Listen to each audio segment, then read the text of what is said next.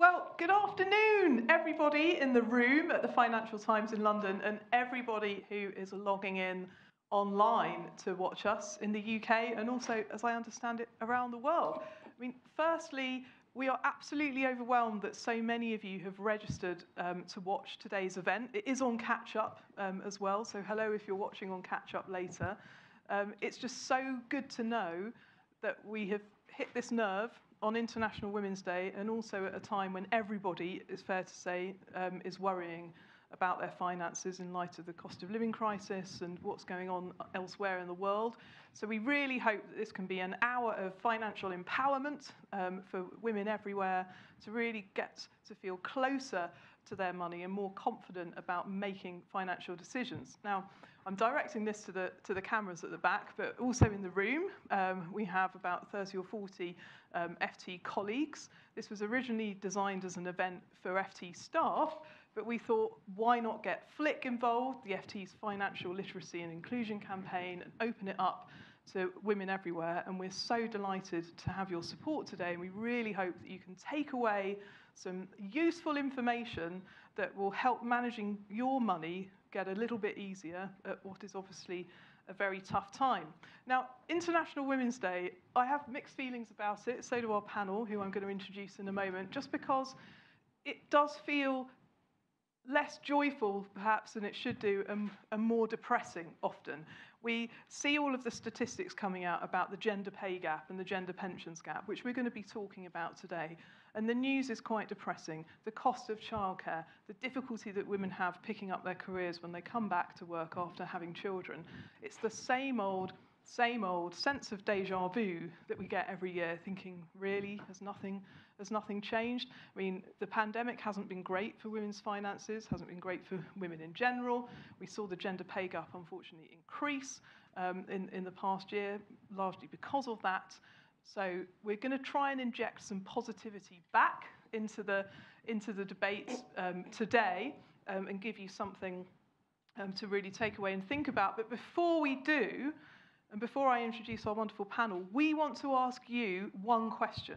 So if you are watching at home, we're going to flash up a link to a thing called Slido. It's a QR code. You just need to hold up your phone and scan that little QR code and enter the hashtag FLIC, F-L-I-C, and you will be able to participate in our poll. Now, we're going to ask you this question because we want to get a feeling of how confident you all are feeling about money. So that question is, how confident do you feel about managing your money? And answer it honestly. If it's, I do not feel confident at all, you're among friends here. We're hoping to get those scores up by the end of the session. So I'll let you all vote and say what you're going to think in a minute. And I will introduce the panel while you're doing that. So you might have noticed we've had a slight change today because unfortunately Ola from All Things Money is not well, but I'm really glad to say that Charlotte Jessup, who is the founder or a financial educator and the founder of a platform called I've forgotten the name of your platform.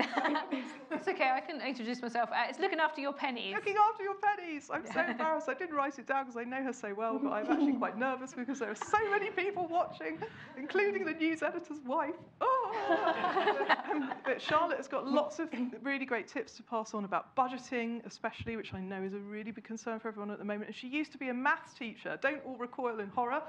So she really knows what she's talking about. And she's going to be on the first episode of the new Money Clinic podcast when it relaunches next Tuesday.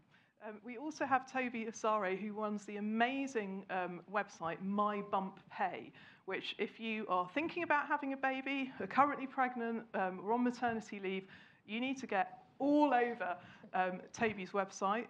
It has been used by several of my own family members. I rate it highly. There's lots of information that you can download. We're going to be talking all about those things later on, so welcome, Toby. Thank you. And last but not least, we have Jane Portas. Now, me and Jane we've done podcasts, we've done various events before together as well. Jane has written an amazing strategy called the 6 Moments That Matter for women of all ages, really taking into account the level of academic research, workplace research, all about women, the gender pay gap, the gender pensions gap, but she's also a very human expert and is able to tell us about these things in a way that anybody can understand. So please, everyone in the room and at home, even though no one can hear you, please join me in welcoming today's panel.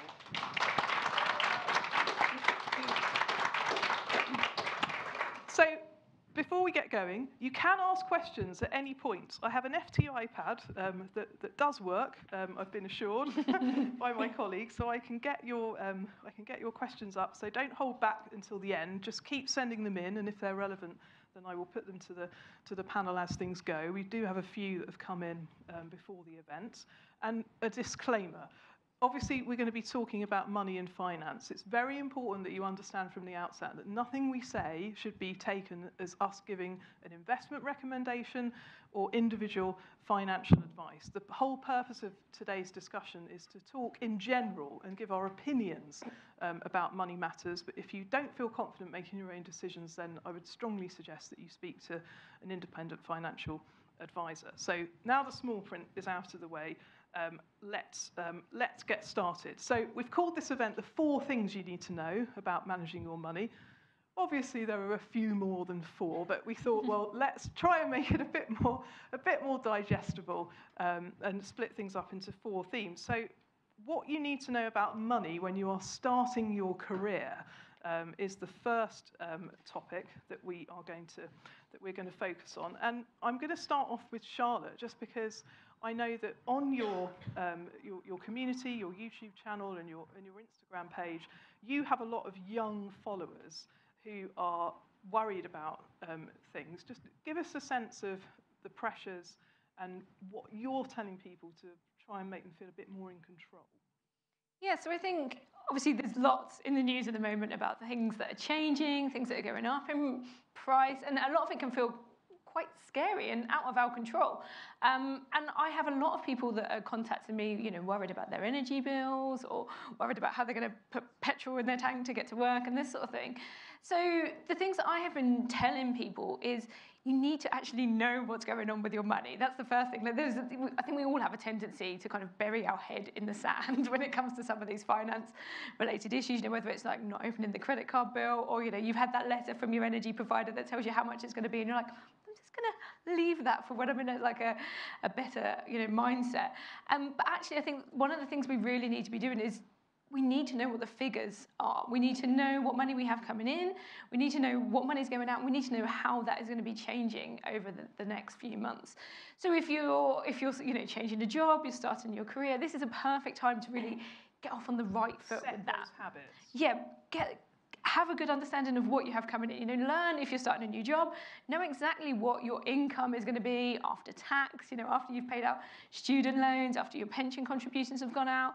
And then also look at things like, what's your rent? What are your utility bills? All of these sorts of things. So you know what you've got left, and then you can make some good, solid decisions about what to do with the rest of it. Yeah.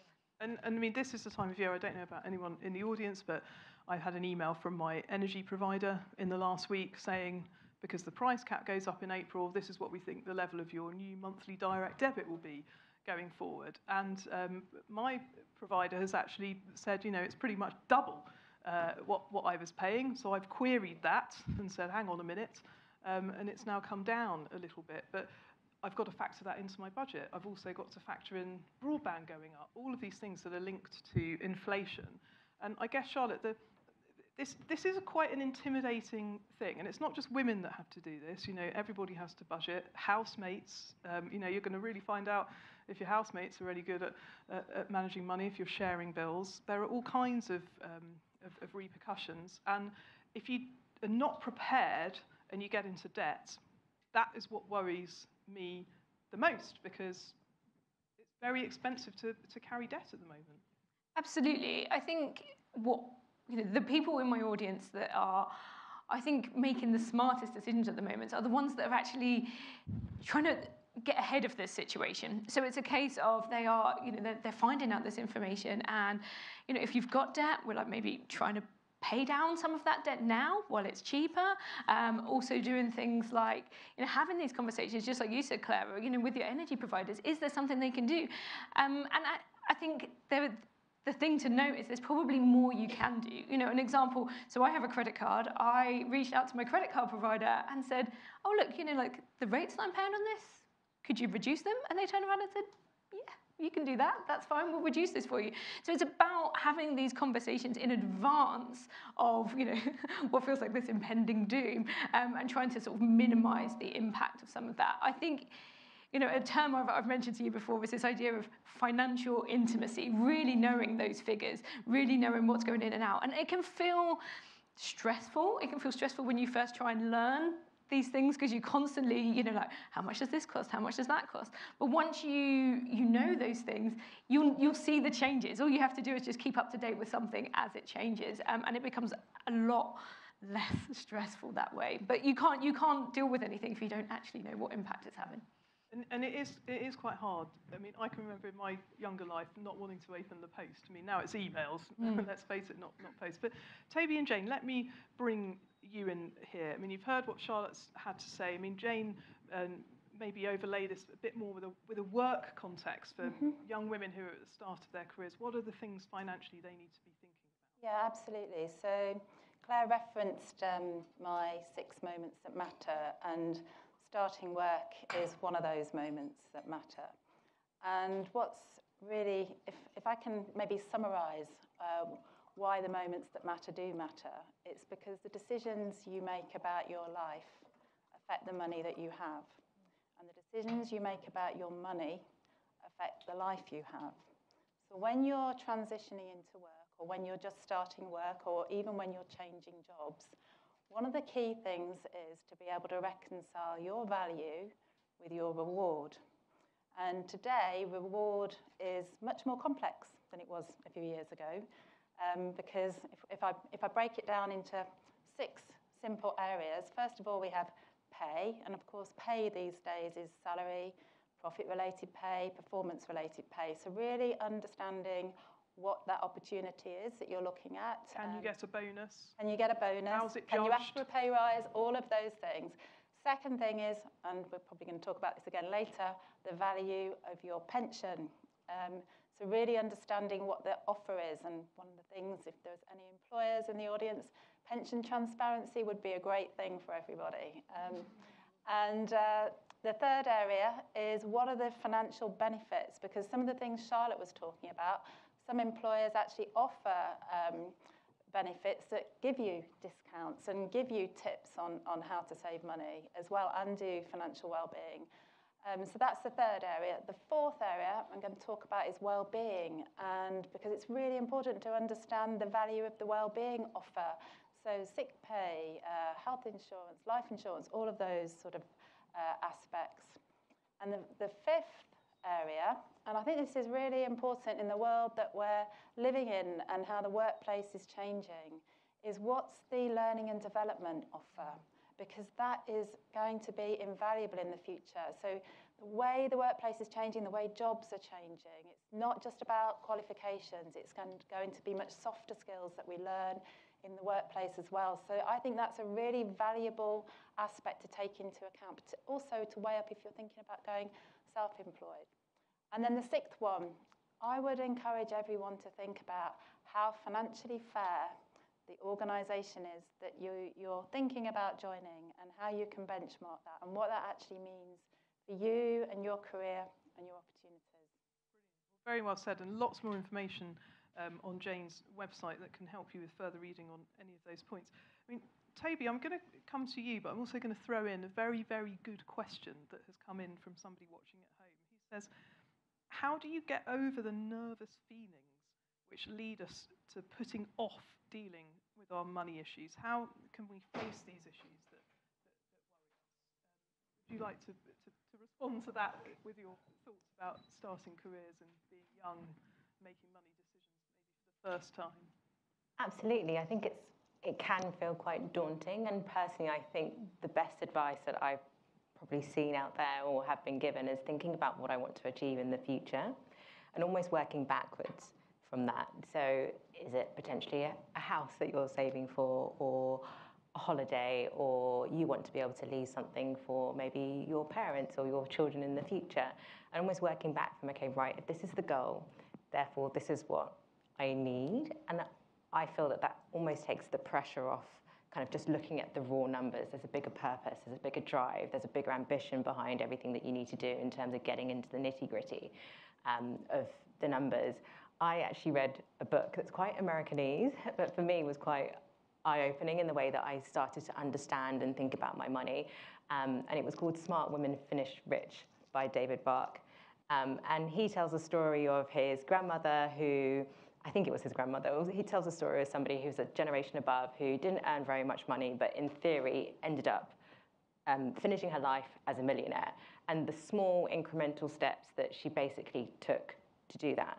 And so the book was brilliant in terms of really breaking it down, making it really tangible, great exercises to follow. So I do recommend, if anyone is feeling a little bit daunted about getting to grips with their money and kind of facing up to these challenges, maybe reading that book.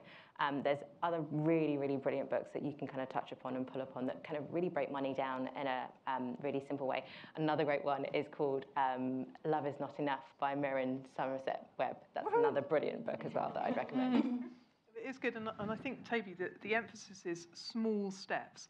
Like, sometimes when you're watching Martin Lewis, who I love and adore, on television, it can be overwhelming, and you think, oh God, I need to do all of these things. I've got to become an expert in multiple things at once in order to get on top of my money. So you know what? Actually, it's just easier to do nothing and put the pension booklet back in the drawer.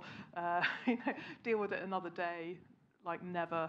And that's obviously not what we want. And the books that Toby's talking about, if that can get you into the mindset of thinking, well, I can tackle this one thing at a time. I'll start off with bills, then I'll start looking at work, am I on the best rate for my pension? Could I get a pay rise? Could I move jobs? Rather than trying to do everything in 1 week, maybe sort of spread the things over the course of a year, team up with a friend, set yourself targets. And this is a really silly thing to say, but I'm going to say it because it helps me. Get nice stationery to have all of your money stuff in. I've got like folders with fruit on, I've got stickers. It is really silly, but it helps motivate me to deal with it, because you sort of like think, oh, money, need to sort things out, send out my invoices, deal with the tax return. I mean, you forgot to mention highlighters. Oh yes, highlighters, yeah, and post-it notes. Yes, yeah, absolutely key. All of these things, but it helps me to feel less stressed about it. That works for me. Other things might work for you. Leave a comment on the Slido. If you're somebody who was scared of money and is now managing it, I'm sure you've probably found a much better way of dealing with it than buying a couple of highlighters and a glittery notebook. But horses for courses. So let's move on to the second thing, which is investing. Now I can see that there's quite a few questions here about investing. I'll just reiterate what I said at the beginning. None of us are financial advisors. We're happy to talk about these topics in the round, but please don't take this as regulated advice, because it isn't. Now, more women than ever before are investing. We know this. The pandemic has led to a situation where more women and men have had spare money, that rare commodity because of lockdowns, forced savings. I mean, a lot of that is now probably going to be taken up by the inflation and the price rises that we're seeing. But nevertheless, people have got into investing or have become aware of it for the first time. So what are our tips for you if you want to join them, if you have no experience and not much money, and also if you've done it and you're now feeling a bit nervous about the big swings that we've been seeing on markets right now. Now, one thing I'll say before we start is a little bit about inflation. In the article that I wrote for International Women's Day, it was in FT Weekend last Saturday, but you can read it for free via the FT FLIC website, ftflic.com, and there's a bit called News, and you can find the article there. We heard from Charlotte, who runs an investment platform called Net Wealth, and she said in her experience, Charlotte Ransom, not me, having one of those brain fog days today, she said that lots of women who come to her platform hold very large amounts of cash compared to men. And holding lots of cash at a time when inflation is, potentially in the real world running at 7-8%, we'll get the official figures soon. Obviously, your money is being eaten away.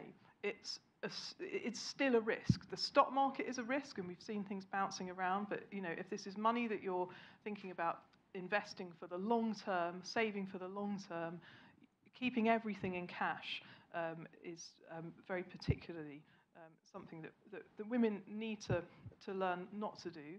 Final thought before I pass over to the panel is, I often ask at International Women's Day events, and I'm going to do it again now, who here in the room, and you can do it at home even though I can't see you, I'll pretend I can, who here in the room would feel confident describing themselves as an investor? Okay, couple of hands. Okay, who here in the room has got a company pension? Everyone. Okay, you are investors. You are investors. That is my message to you. Having money in a company pension is a really important investment to understand. It's an investment that you all have already, and it's an investment that you can easily learn more about, because there's lots of information that companies give out. Before you get onto the the details of investment choices and the different funds that are within pensions, because that can be a bit of a hard place to start. Start off with the easy bit, which is the free money that you can get from your employer if you pay a bit more money in. And Jane is the expert on this, so give us a quick lesson in why the company pension. Well, actually, one thing I just wanted to say before, just if you don't mind, picking up what you said about investment. So a lot of the time when we think about investment, we're having to make decisions about sort of our appetite for investment risk, which is a really important one. But I just want to put something else out there, which is I'd like everyone to take away thinking about their financial life journey. And this is really important for women because of the roles that we get gifted in life, and some of that's having children and taking time out, and of course we're trying to level that up. What it does mean is that there is inherent risk in our financial life journeys. So when we're thinking about planning our investments, we need to think about the different types of savings that we need to allow us to move through this very fluid financial life journey. So I just wanted to leave you with that. But now I'll go on to pensions, which is a favourite topic. Pensions! This is another moment that matters, right? And so the top moment that matters is really, the first decision is around actually what type of work are you going to do? Are you going to be employed, or are you going to be self-employed? Because that actually has a fundamental impact on how you're going to go about pension savings. The second thing I want to highlight is that today in the UK, and it's similar across the world, women's lifetime earnings, which is the most relevant aspect when it comes to pensions, because it's so inherently linked to earnings, are 59% of men's. So women just unpack that for a bit. Yeah, absolutely, I will. And that is because, and some of this is, again, around needing a change in mindset, which is because women are doing lower paid roles and progressing less, taking on more care and working part-time, and taking time out. And that is what contributes to that 41% gap. So what's really important is to understand that gap and think about how do we manage through that gap and how do we close it, of course. So one of the key things is starting a pension early, as soon as you can. And bear in mind that that gap rolls up with a pension because you get employer contributions, compounding, and tax relief, right? So starting a pension early is really key. Understanding the employer offer around pensions is really key. So is the employer offering more than the statutory minimum? Are there opportunities for you to have higher contributions and higher employer contributions? So think of it as free pay. That's another really key decision. The third is actually what's your pension invested in and what funds are on offer for you to invest in. Most pensions, most company pensions will have a lifestyle sort of option. Look at that, see whether that one's right for you. For many people it will be, but it's important to talk to the pension team and make sure that it does accommodate your lifestyle. So that's another key decision, really engage in what your pension is invested in. And actually it's invested in everything that's around us and whether it's a green pension. And the fourth thing is actually keep on top of your pension. Know what's in there. Keep your records up to date as you move jobs. So don't lose your pension. If you do not know, then you can check that out on various government websites and so on. And the final thing I'm going to say is make sure you keep your pensions expressions of wishes up to date. So through my work, about half of people don't realise, they say they don't know that they should update their pension when a relationship breaks down. And on the basis that a third of marriages break down after 15 years, that's quite a lot of people potentially who could be leaving their pension to people they no longer love. So keep on top of all of that.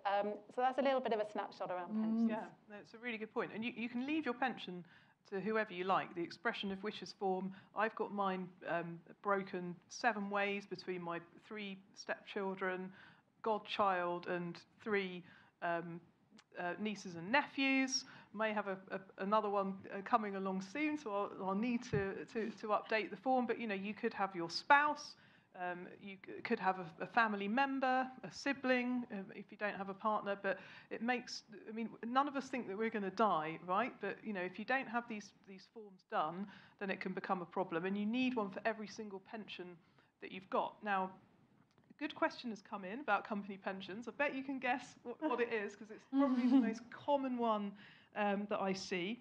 I've just moved jobs.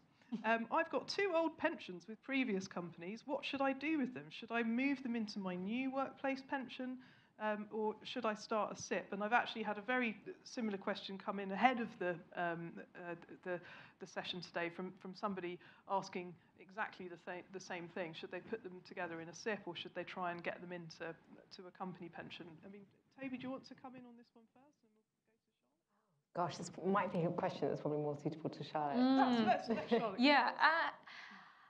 The answer to this is it depends, which is a really vague answer. Yeah, it depends. Yeah. Hey, take us through a few. Yeah. So the things you need to look into on this is what are the pensions doing at the moment? Because they might be doing, they might be great pensions, and you may want to leave those alone. So this is still invested, even if you leave the company. The money is still at work. It's just doing it in a pot somewhere else. Absolutely. So you need to keep an eye on it, basically. And the same things we've said about understanding your finances, you need to do the same with your pension. So where is it invested, and how much is it costing you to invest that pension? So when you're investing, there are fees involved. And, I have had examples of some people where they've had small pension pots that have been corroded away by high fees. And that could be a good example of maybe wanting to move that pension somewhere else. It could be that the pension is great, the fees are low, it's doing exactly what you want and it's growing nicely, in which case, leave it as it is. It might be better than the alternatives that are out there. It could be that it's all much of a muchness, and it could simplify your life to put them all in one place, and you get, good fees, good returns, and this sort of thing. So when I say it depends, it really does depend. And the best thing that you can do is just know what your pensions are doing. There's a great statistic from I think it's the Association of British Insurers, that says that there is £19 million worth of company pensions sitting there, lost and forgotten. So I think it works out at something like £13,000 per account. So the best thing you can do is know what your pensions are doing, where they are, what returns you're getting on, and what it's costing you to keep them there. And if you've moved house, which, let's face it, if you're young and you rent, you might tell your bank that you've changed address, but people often forget to tell their pension provider. If you're older, like the question that came in from the lady before the event, she's had a family, she's talking about jobs that she had years ago, that she thinks she may or may not have had pensions for. Like you said, Jane, there are government websites that you can use, the pensions tracing service. Make sure that you get on the real one, because there is one that's a spivvy firm of advisors. But even just contacting the company and saying, I used to work here, I want to speak to somebody in HR, finding your pension, seeing how much money is in there, and then working out, if you do want to move them all to a SIP, which is a self-invested personal pension, so that's a private pension where you make the choices about where it's invested, you can do that. There are lots of companies out there who, for a fee, will do all of this for you if you want to pay them to do it and you don't want the admin of doing it yourself.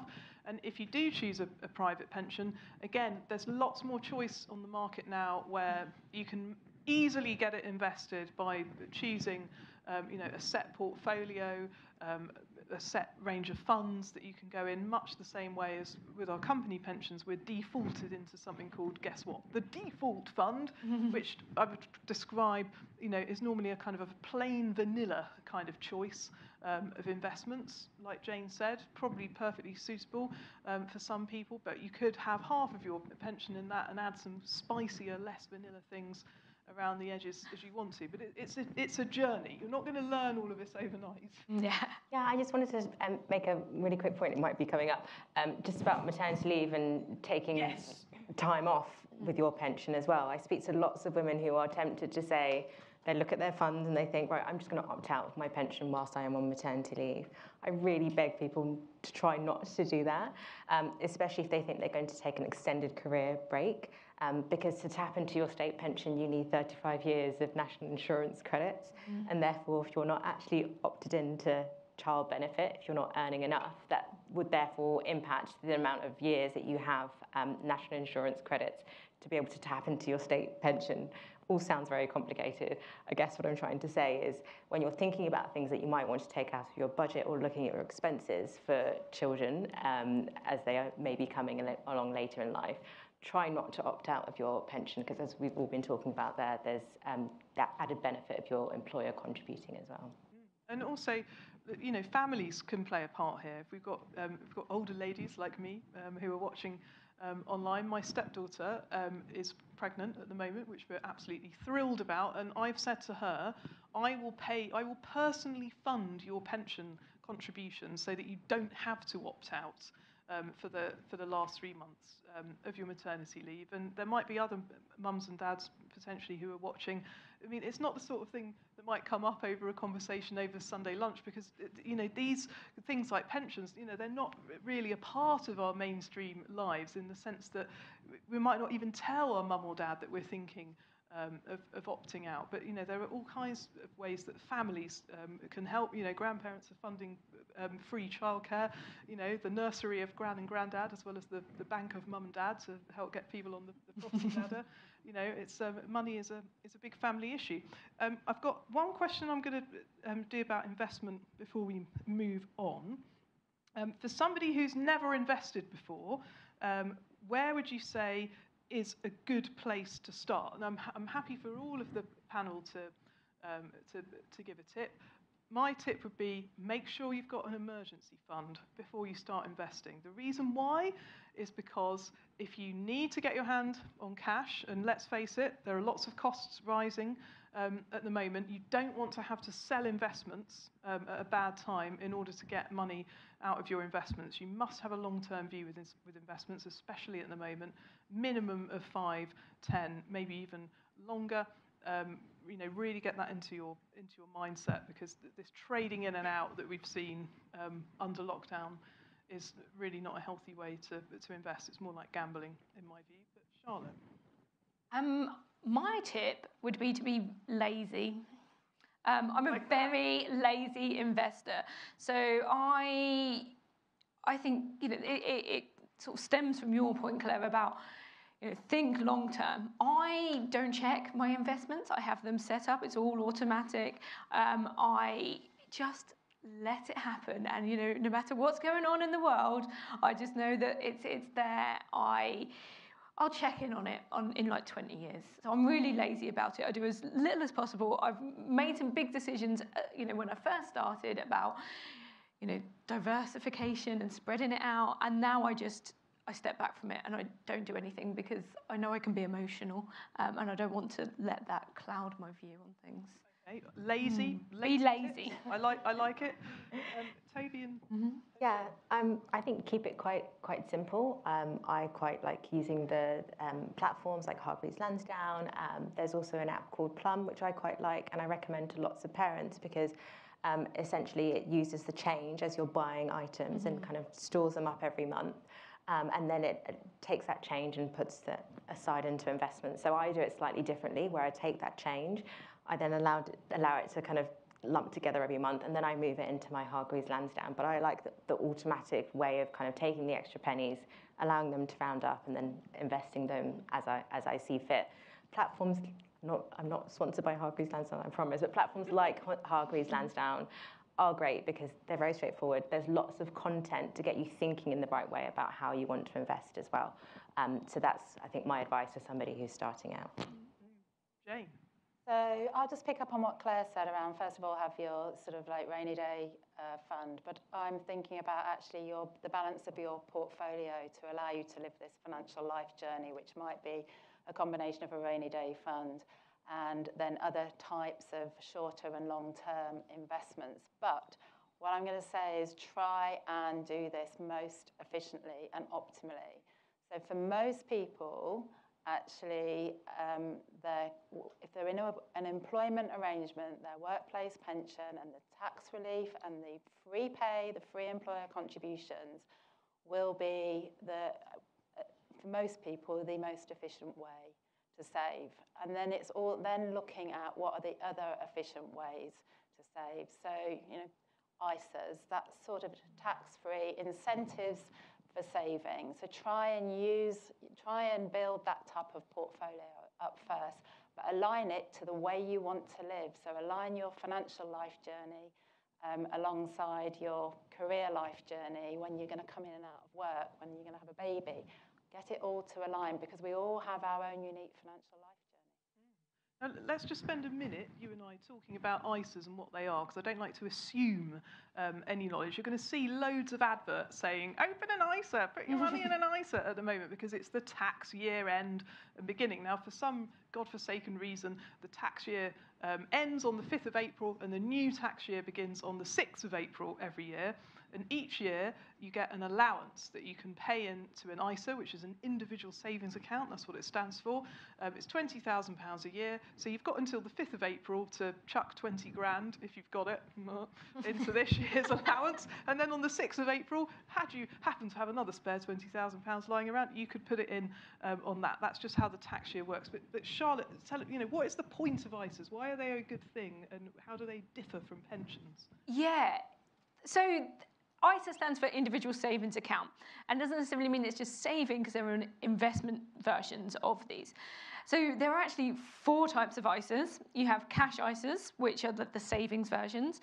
You have stocks and shares ISAs, which are investment accounts. Which you can do on a platform like Hargreaves Lansdown or AJ Bell or many others, Nutmeg. If you Google it, you'll get like pages and pages of different accounts. Then there's lifetime ISAs, which are good for people who are trying to buy their first home, and can also be used for retirement as well. And then there's a very little known one called innovative finance ISAs, which we probably won't talk about much. You can Google that yourselves. There's junior ISAs. Oh, there's junior ISAs, there's for kids. But yeah, you're allowed to have, as adults, you're allowed to have one of each of those 4. But the main benefit of having them is that any money you make inside those accounts is tax-free. So when we're talking about investments, you are normally liable for like capital gains tax and dividend tax. But if you invest that money inside an ISA, you don't have to pay that tax. So it is tax-free. So they are different from pensions in that you don't have to necessarily lock them away. There are, like with lifetime ISAs, you do. But with a normal stocks and shares ISA, you'll be able to access that money at any point. So it could be that you're thinking, you know what, I don't want to work until I'm 50, whatever. I want to retire, in my 40s. You might want to think about having some of your investments outside of a pension to kind of cover that gap up until the point where you can access your pension.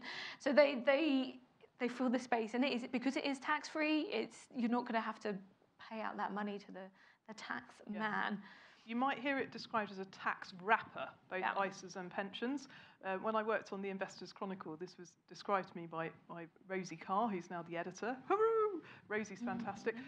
It wraps around your money and protects it from tax, the tax wrapper. So both ISAs and pensions are really important. And it's so important for us to invest as tax efficiently as we can, because that boosts the value of your savings over time. And you know, as women, we need all the help we can get because of the reasons Jane was saying about our lifetime earnings, unfortunately, being lower very often. But also, when the stock market turns rocky, if you've already benefited from the fact that you haven't had to pay 40% tax on the money that you've put into your pension, you're kind of 40% ahead. So if the stock market falls by 10%, it doesn't feel quite so scary as it might otherwise. Just add one point. You can't just put money into these accounts and assume they're invested. You do have to do the actual investing bit. So it is possible to put money into, say, a stocks and shares ISA, but it will just be sitting there as cash. You then have choices about where you put that money, what you invest it into, and different funds. So the account that you get, you know, the company that you sign up to will allow you to access different types of investments. So you still need to make some choices at that point. Don't just put it in there and be like, oh, I'm done. That's me.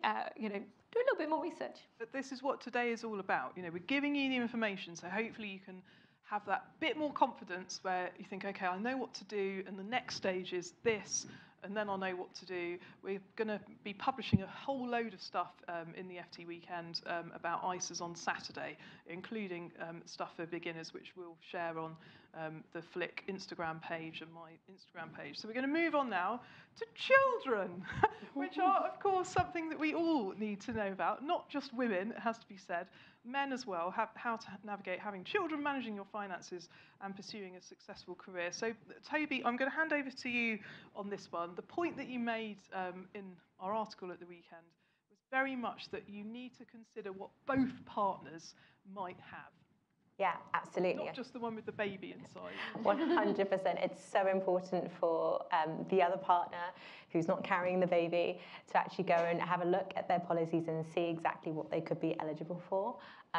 We're seeing lots of wonderful companies actually state in their policies that potentially they're matching. So, for example, if one person who's having the baby gets 6 months paid maternity leave, it could be that the other person also gets 6 months paid as well. So absolutely make sure you have a look. And that also applies to shared parental leave as well, and see what that policy says. So I say the minute that you step into a new job, even before, if you can, ideally, you should be considering those things and making sure that you know, because sometimes life just throws surprises at us. And I've spoken to many people who've had that surprise and they've come to me and said, I'm not actually eligible for maternity leave or anything like that. So make sure you definitely check that out ahead of time. Secondly, on my website, again, I'm not plugging, but there is a free... mybumppay.com. There is a free section called Free Resources, and you can download, it's called a maternity pay budget planner. So effectively, in this spreadsheet, you can put in what your normal salary would be, and then you can put in what your salary could potentially be on the maternity pay that you are expecting to get. I think it's a really nice way to actually have a look at what you can expect to live on, what maybe you can take out of your expenses, for example. So I know that I froze my gym membership because I didn't necessarily need to pay that for a couple of months when I was on maternity leave. So you can play around with figures, and actually that can hopefully maybe give you a little bit of control in terms of what the situation is going to be. So you and your partner or whoever's involved in your kind of family journey, make sure you set aside some time to have a look at that. The third thing I would say is make sure you find out about childcare. It is often the biggest surprise, shock, horror cost that people come across. On average, full-time childcare is about £1,000 for a child under 2 years old. Now that can vary, that can double. That's per month? Per month, yes. That can double in some areas of London and can go even higher than that. And a part-time place per month is roughly about £500 in the UK, depending, again, where you live. So make sure you have a look at the various different childcare options that are available to you. Childcare with mum and dad could be one option, 100%, but it's just about understanding exactly what you may be required to pay for in order to have your child looked after. it's eye-wateringly expensive, but I do think I see childcare as an investment into your career as well, if you are somebody who's very keen to step back into the workplace, because that will allow you to step back in, focus, and still push ahead and achieve your goals, which I'm very strong on women still being able to do. Brilliant. Well said, Toby. And I can't stress enough, the budget sheet on Toby's website I have used with my stepdaughter and her husband.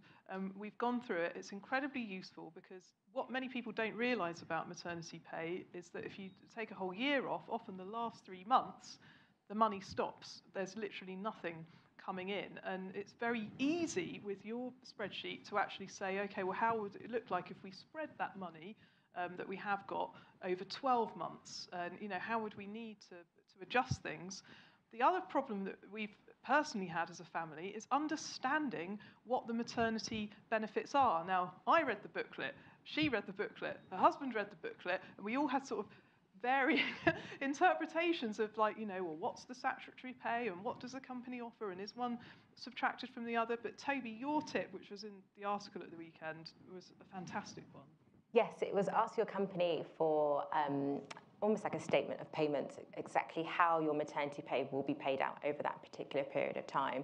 Now, I know people who, once they've got that schedule of payments, have actually said, rather than having that lump sum, let's say, of 3 months paid maternity pay, could I actually have that figure spread across the 12 months that I'm going to take off for maternity leave? And some employers will absolutely do that. And I do have a nice diagram somewhere that kind of shows exactly how the paid proportion and the statutory pay proportion is kind of made up month by month. So very often you find that, let's say, if you have 3 months paid, that 3 months that is paid in terms of enhanced maternity pay is actually made up of a portion of statutory maternity payments, and then your company top up that extra amount to effectively make it to your full salary for that particular month. It's not on top. Yes, the statutory payments is not additional. Mm-hmm. Yeah. Yeah, very well explained. Well, Jane, I'll bring you in here. I mean, you've talked about how women's lifetime earnings are affected. Now, with things like the gender pay gap, broadly speaking, there's not an awful lot of difference for younger men and younger women. It's only at the point in sort of like mid-30s where children presumably come along that this gap does start to emerge. What are your thoughts on how couples can deal with this? Yeah, so let's just first unpack why it's happening, and then we can empower ourselves to close it. So, so this gap, you're very right, it does, the pay gap, the earnings gap, pension gap, all starts to open up at this time. But, you know, our society, we've got a much more modern society today, but some of us still think slightly differently. And actually, if you look at certain surveys, the majority of people in the UK today still think that mothers with preschool children should either work part-time or stay at home. And if I can hazard a guess as to what the percentage is for fathers doing that, actually 0. And so what I want to talk about really is mindset and how we make these decisions. So when we're evaluating the value of going back to work, for example, it's often very easy to net off the childcare costs against the mother's salary. And actually, going back to what Toby said, this is about an investment in your career. So first thing is, make sure you are, when you're thinking about this, thinking about the shared costs of that. The second thing I want to point out is that actually today, women do twice as much housework and caring compared to men. And if women were paid for their unpaid work, because their unpaid work is actually more valuable than men's unpaid work, they would earn £400 per month more than men for their unpaid work. Now that would probably close the gender pension gap.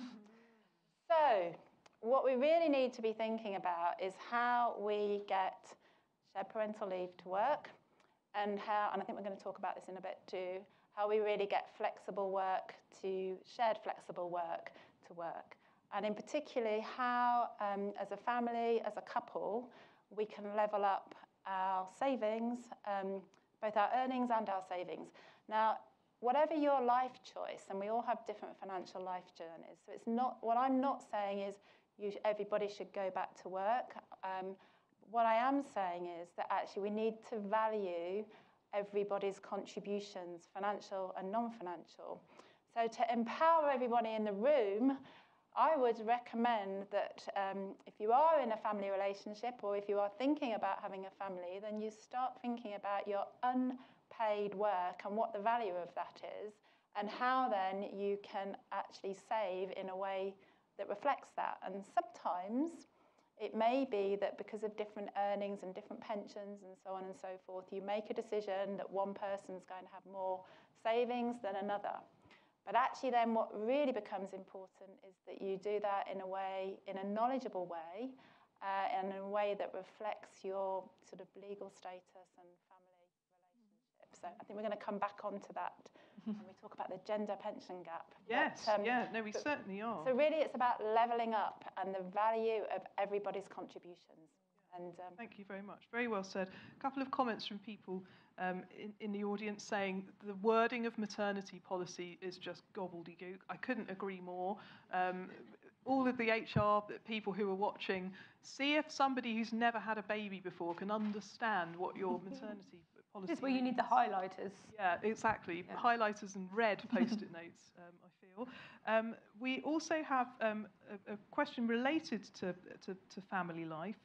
Saying, do you have any advice for moving in with your partner for the first time? How much to combine or keep apart your finances, especially if you have unequal incomes? We could tackle that now. Toby, would you like to throw something into the ring first? Yeah, I think it's about having combined goals. I think everything else around that is really down to you as a couple as to how you want to combine your income. But I think at that particular stage, it's about understanding, are you kind of equally visioned in terms of the goals that you have? And I think working towards those combined goals and how much you want to put into that pot is a nice way of having that conversation, rather than feeling, right, you have to, straight away kind of jump into that relationship and kind of put money in various different guises or various different percentages if you're earning various different amounts. But I always kind of talk to people about having shared, agreed goals. Excellent. Jane, what would you add? So the majority of us cohabit before we marry. Today, and try before you buy. Try before you buy. Quite right too. But actually, the really key thing is that it's for the most part, cohabitation doesn't have financial rights. So if you're starting to share and mingle your money, and in particular, a lot of people are actually having children cohabiting, then it's really important to manage your finances in a way that's aligned to your relationship. So one thing you can do if you are cohabiting is actually go and get a cohabitation agreement. Doesn't sound romantic, but if it's your home and you've sweated to buy it and a man moves in, or a woman, doesn't have to be a man, and then you don't realise they're contributing towards the bills, they're actually building up rights. So, this is a very crucial piece of paper. Absolutely. And actually, no, it's really important. It isn't so romantic, but actually it's better you have those money conversations at the beginning of your relationship. I talk to so many people who get a long way into a relationship, maybe have a child, and then haven't had those conversations. And it then becomes very difficult to have the conversations. So actually, really, really important to have money conversations right at the beginning.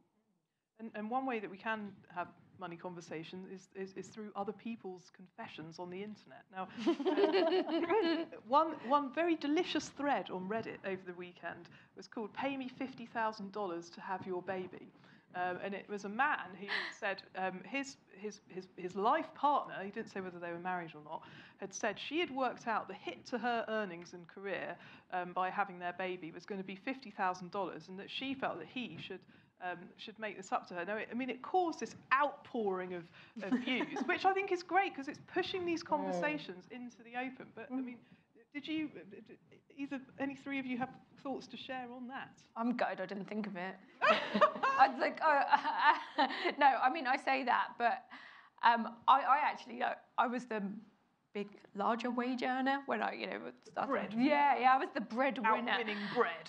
So if I'd have turned around and said that to my husband, he'd be like, what do you want, like 20 quid?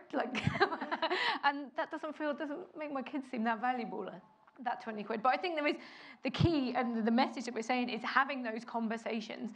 It's not just the loss of earnings, it's the loss of pension contributions. It's, it's the setbacks that it can have in your career. So actually, I commend this person who said, actually, this moment in my life actually has a value to me. This is the number. Yeah, and I've put a value on it. And it's not like, you can look at it, and I think she was, the person, the man that was involved in this was saying, actually, I feel like I'm like paying my partner to have a baby, but it's not that. She is putting a value on her time, her skills, her career, her expertise. And yes, that might not be the best way to do it, but actually having that conversation and saying, this is the impact it's going to have on me, my finances, and my career. What can you do as, the other parent to soften this blow to me?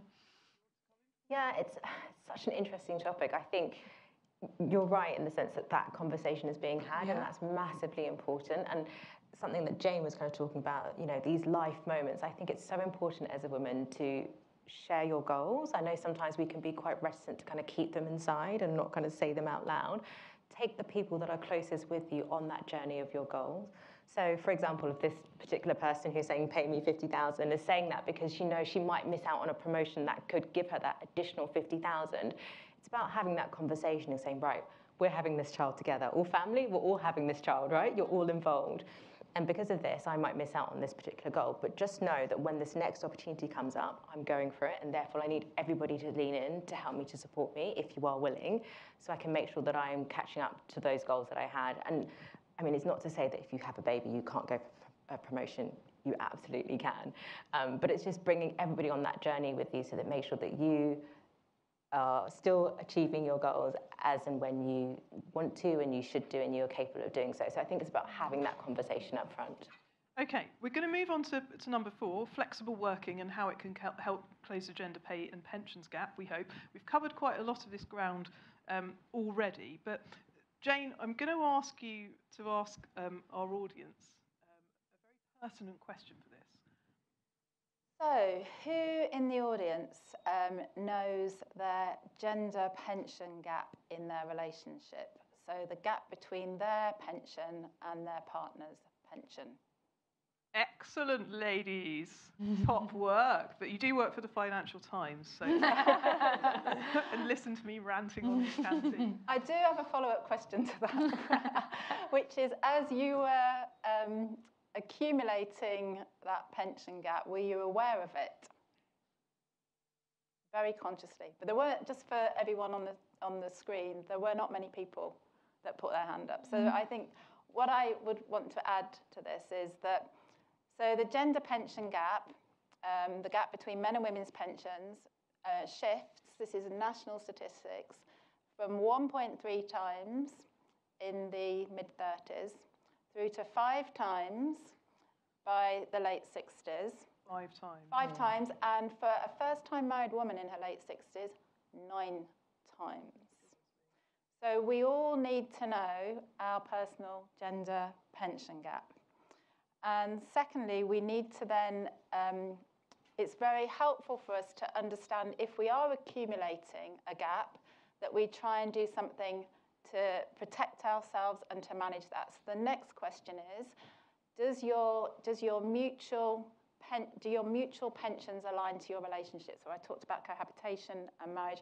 If you are married and then ultimately divorce, sadly, as many marriages last about 12 years, you do have the right to share your pension. Actually, only about 1 in 7 people do that, so that's another conversation for another day. It could be more valuable than the family home. Absolutely. Because of stock market future earnings and everything else. And then the next question you have to ask yourself, if you are in this situation where you are accumulating a gender pension gap, and there might be reasons why you do that, particularly if you're married, why you do that consciously, but then I would then ask people to ask themselves the question, have you got a deaccumulation plan? And the reason why is because pensions are in individuals' names.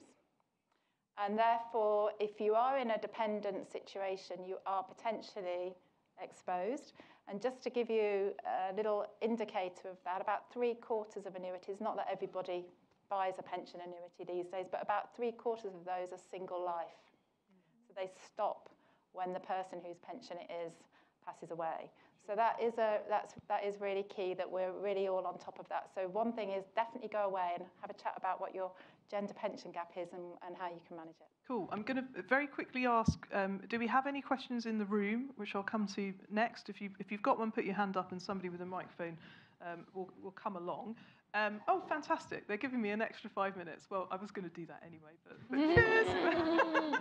So let's have a bit of uplifting experience now. Now, Charlotte, when you had your children, you and your husband looked at going part-time, but instead of just you going part-time, you made a different decision. Talk us through that very quickly. Yeah, so kind of leading up to us having children, we'd kind of decided that whoever was the lowest wage earner would stop working. So it was a bit of a race to the bottom going on. No, when we kind of sat down and we looked at it properly, we actually decided that by both going part-time, so both reducing our hours, and then obviously, that has tax implications. We both had a personal allowance, that actually we could be at home, we could have somebody at home, so we wouldn't have to have childcare costs under sort of, 3. We would also retain 70% of our, full-time pay, even though I went down to 2 days and my husband went down to 4 days. So actually we kind of looked at this sort of creative situation where we could both work a little bit less, we could both have the time with the children, but we still managed to maintain the majority of our joint income. So yeah, we did take a little bit of a hit, but we also got a bit more free time. We got time to spend with the kids. We weren't having to pass some of the money that was coming into the household off to a nursery or a childcare setting. So it was it was a great spreadsheet. I'm a bit of a nerd about spreadsheets. So it was, it was good times like going, what if I did this many hours? What if you did this many? But it really, really worked for us. And we found that we were more available as parents. We still had good income. We were still both making pensions contributions and all of these sorts of things. And it's just a really creative solution for us. I mean, it might not work for everyone, but it just shows you there are different ways of thinking outside the box, as they say. This is a really crucial time for everybody coming back to the office after coronavirus. Toby, you think that there are opportunities here, and Jane as well, for hybrid working, for women to lean in, break out of the part-time penalty that many have suffered. Tell us a little bit about that. Yeah, absolutely. I think it's a great opportunity to go in and reset and have those conversations that kind of reset what your working day looks like and around children, potentially if you have them, or children to come. And it's a good opportunity for you and your partner to reset and have that conversation and look at what your week could look like. Does he have the opportunity, does she have the opportunity to work flexibly or hybrid in a way? So don't just take it as a given that maybe because you are the woman that automatically you're going to go on part-time hours or work flexibly or work at home the majority of the time. I think now is a great opportunity to have those conversations. Jane, anything? Yeah, I mean, and that of course aligns with the proposals around flexible working being the default. What will be key though is that so you've got flexible working and then you've got inflexibility. So what's going to be key is that organising oneself, but also workplaces organising themselves to create equal opportunities for flexible work and actually to reward flexible work on an outcomes basis as well, because actually what we do see is the pay gap does open up. It doubles actually with part-time work, but we're talking about broader flexible work around managing hours and actually being able to work in different ways, sometimes from home, then it is a real opportunity, but it's one we all need to take. And so I go back to what I was saying about how our attitudes sometimes sort of stereotype us into particular roles. It's a real moment that matters because it is a real opportunity for us. I know we talk about this phrase levelling up, but it is really a big opportunity for us. And I think women can have a lot of experience of this, and actually we can give also men confidence so that they have equal opportunities to work flexibly too. Okay, did we have any questions from the floor before? Okay, oh, we've got one from a man at the back. That's all right. Welcome. I get confused with the ISAs and the stock and shares accounts in general. I believe with stock and shares accounts, you have a 12k allowance anyway, and then the ISA is up to 20. Is that you get taxed on any profit you make over 20? No, it's 20,000 ISA allowance for the whole year. And all the money that you've got within your ISA, you don't pay tax on at all. You don't pay income tax when you withdraw the money. You don't get taxed on the investment growth, and you don't get taxed on the dividends. But stay behind afterwards and see teachers. And we will give you some more. Well, I've got a question for you, the audience, before we go away. Firstly, an apology. We have got some more questions here which we haven't had time for. Some of them are a little bit detailed. What I will promise you is, if you follow me on Instagram, I'm at Claire B. We'll all go through and say our names on Instagram. Then we will tackle some of these later on this week. There's some really good ones about pensions, being self-employed, which I'll share with the panel. If you could please answer our Slido question. Again, if you didn't log on at the beginning, you just need to use your phone to take a picture of the QR code, and then you can vote. We want you to vote again in this poll. After an hour of hearing our wonderful experts talk about how you can feel closer to your money and feel more confident, how confident do you feel about managing your money now?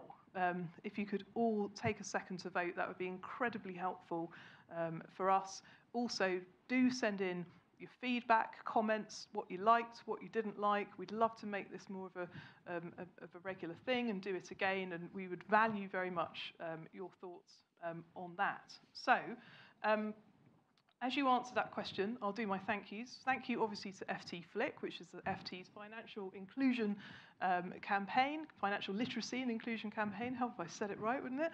I am a trustee.